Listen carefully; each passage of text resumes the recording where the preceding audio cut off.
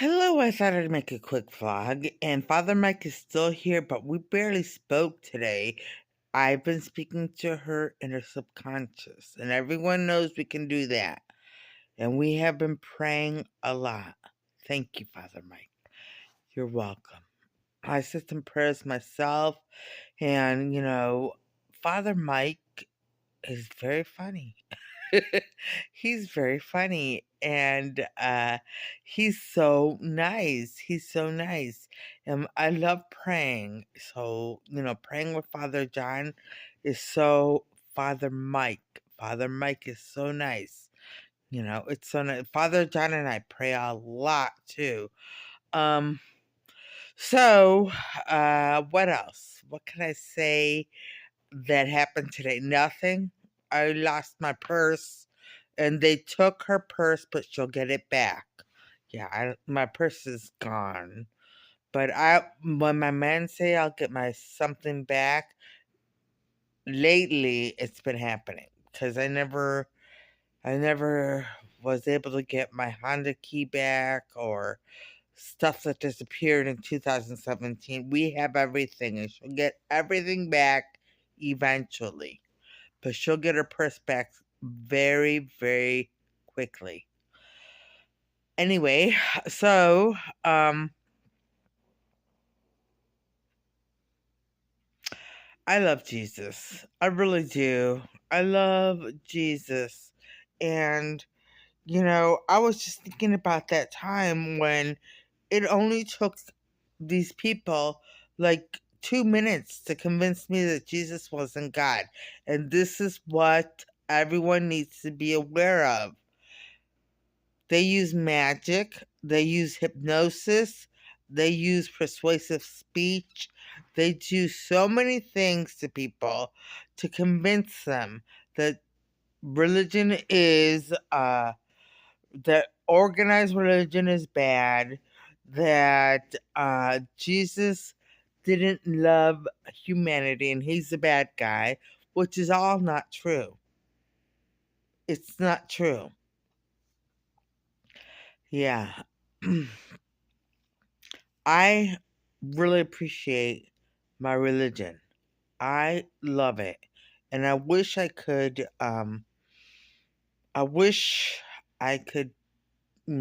practice the whole religion, but I'm stuck right now. Yeah, she's stuck right now. She cannot go to church. She cannot take communion. We give her confessions, so no one has to worry. She prays a lot. Yeah. Anyway, um, Father Mike, do you have something to say? Yes, I do. I have plenty to say, but I'm only going to say a few things right now. I want to say that Marissa is a very nice person, and I don't appreciate the way people treat her here in Cleveland. She basically stays indoor to not have to deal with it. And I think that's a shame because Cleveland is a lovely city. It's a lovely city with many things to do, but Marissa is trapped inside of her house unless she agrees to be treated poorly and have people put spells and curses on her. Yeah, yeah. So I don't even go to coffee shops anymore. Really, I mean, I don't know. I go to Dunkin' every once in a great while, but I don't like coffee shops are not my thing anymore. Um, Although I love going to coffee shops. Yes, and she will go to plenty of coffee shops, and she won't go alone. She'll have us with her. Yeah. Thank you, man. You're welcome. You're welcome. And Marissa, you need to know we are revealing this now. We kept it secret because we had to. But Marissa's first marriage is not a valid marriage. Not even a not even a government marriage. It's not valid. It was not valid because there were not two witnesses and a few other details. So, Marissa, in reality, Marissa has only been married once in the Catholic Church.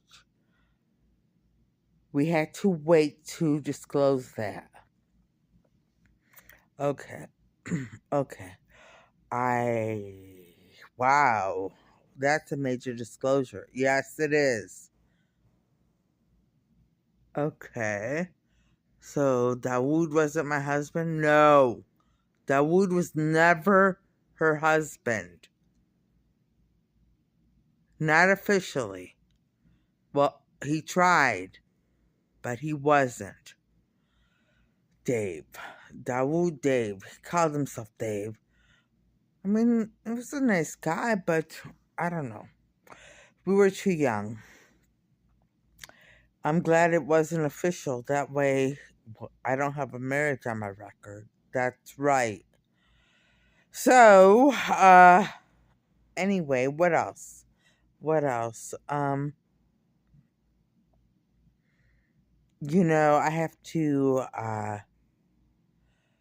I have to talk to my ex-husband. We're separated. We're still married in the eyes of the Catholic Church, but we're separated. And we have to talk and see if we can manage to be together. And if they can't, we will take care of the marriage. It will be annulled. Okay. And Marissa will be free to marry again. What? What? Yes. Okay. Not that I want to. Not that I want to. Because, it's difficult. But she won't have the same people trying to ruin her marriage again. Oh, okay. Anyway, but what else? What else can I tell you that is interesting? And, oh, yes. So, Jesus. Yeah, people can, I mean, it's very dangerous right now. We're living in really dangerous, spiritually dangerous times. Not dangerous times, but spiritually dangerous. Because look at all the people they convinced to be trans. This is Father John. They convinced so many young people to become transsexual. This is a very difficult spiritual time in history. This is very difficult and very dangerous. So, our recommendation is to pray and stay close to Jesus. Stay close to him. Ask him to hang out. Ask him to be your friend. Ask him to keep you company. Whatever you want to say, but ask him. Because that way, he'll make sure that they don't do anything permanent to you. Yeah. Your best bet is to ask Jesus to hang out or be his friend, be my friend, keep me company, whatever you want to say. Anyway, but yeah, so I just, it's really sad when I think about it, that people were convinced. People were convinced. And it's really sad. I have nothing against trans individuals. I really don't. I don't. I have absolutely nothing against them. And I just want them to live a happy life. So whatever that looks like, it makes me sad to think that they went against their own humanity. to change what God gave them. And people who are who say they're non-binary, that's really going against humanity, because you're either male or female. This is Father Mike. You're either male or female, and you are born that way. You cannot change your gender.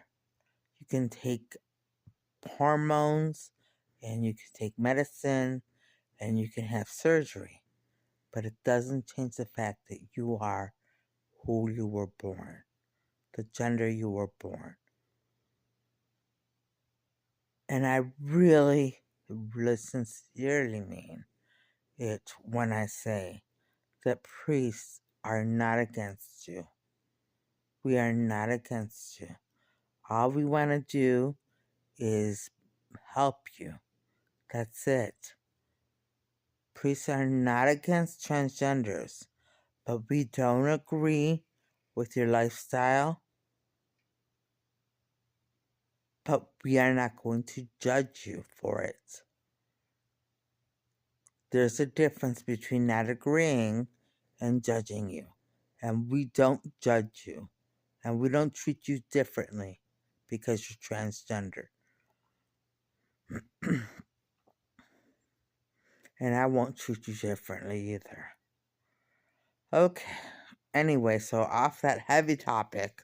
That's a heavy, heavy topic. Heavy duty topic. Anyway, so, I'm waiting for Jesus. I'm waiting for Jesus. My way out of Cleveland, please. Away from people who are haters, you know. I'm so used to all the haters that I wouldn't even know what it's like. You know, I have a sense because Father John and Father Mike have been talking to me, and they're so kind. They're so kind. And they're so nice, yes. And Marissa's also extremely kind and very nice. Yes. So thank you. You're welcome. And thank you for the compliment. You're welcome. Anyway, I was told that under no circumstances can I post on Thanksgiving. This is true. People are furious that you have friends now. People are furious that things are going well for you, and they don't want you to do anything that is interesting or successful or that would bring you more attention, more positive attention. Okay. So I'm just glad other people will be keeping you company. That's all I'm glad about. Because I think people deserve people to keep them company, especially on holidays, which are difficult when you're alone. Very difficult.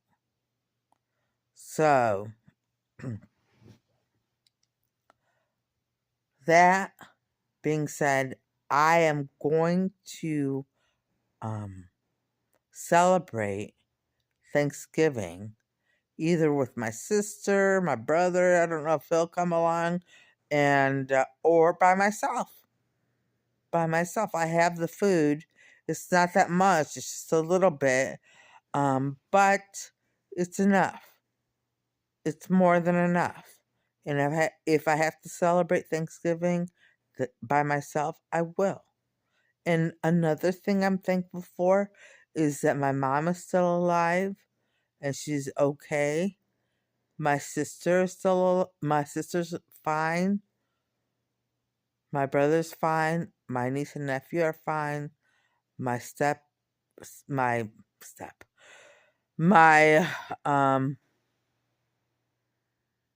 my sister-in-law is fine. Her husband is fine. And everyone is fine. That's what I'm happy about. I'm very thankful for that. You know, I'm very thankful for Father Mike and Father John. Thank you so much. You're welcome. You know, one thing, like I really believe they had me in 2008. They had me so torn apart, so torn apart, because everywhere I was going, 2008, 2009, 2010, when I came back from Cleveland, when I came back to Cleveland. Anyway, they had me so torn apart, so torn apart. At one point, I really believed that I was completely unlikable, that no one would ever like me again, that I was a terrible person.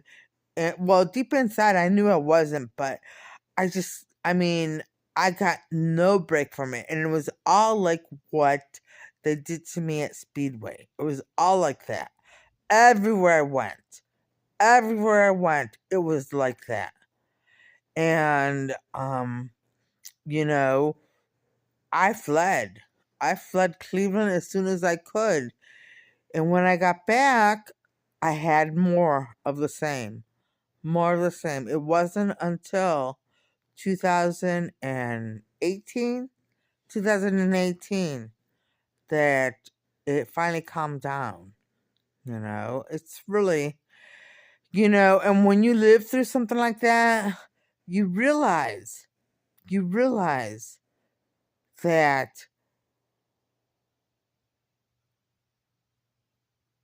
you have to realize that your own worth so that you don't kill yourself or do something crazy, and this is to all the people out there. For those kids in school that may not have a lot of friends or get picked on all the time, you have to realize your own worth. This is a moment in time. Your whole life is not going to be this way. As you grow older, go to college or start a job, you make friends. This is Father Mike. There's no need to do anything outrageous. You don't have to take your own life.